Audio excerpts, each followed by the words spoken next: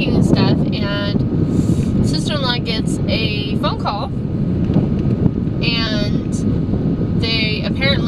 she hangs up the phone, she jumps up, she goes, wait here, he's screaming, and runs off. And we're like, and runs back to the doctor's office. And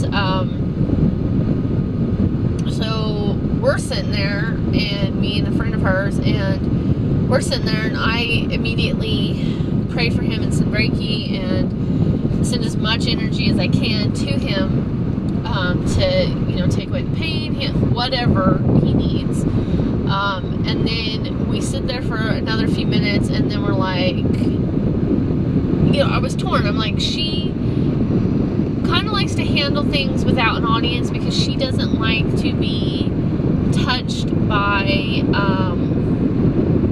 people while she's upset, because she doesn't like to break her composure. So I'm like, I'm not sure if it'd be good for us to be over there when she's got stress, or if we should be over there. So we were a little torn. So we finally were like, no, we'll just go over and we'll just kind of hang out in the waiting room lobby and just, let her know we're there, but not like overly give her comfort, and or to where she can deal with what she needs to deal with, but that she knows we're there.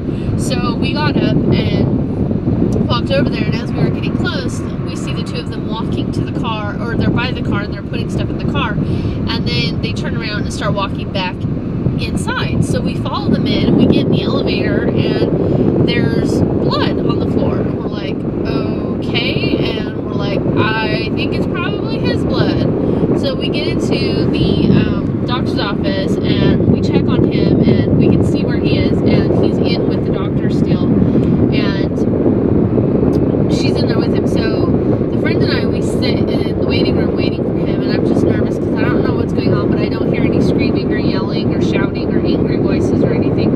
So then he comes out, and apparently he just had more bleeding than they thought he should have, and I guess he's a bleeder, and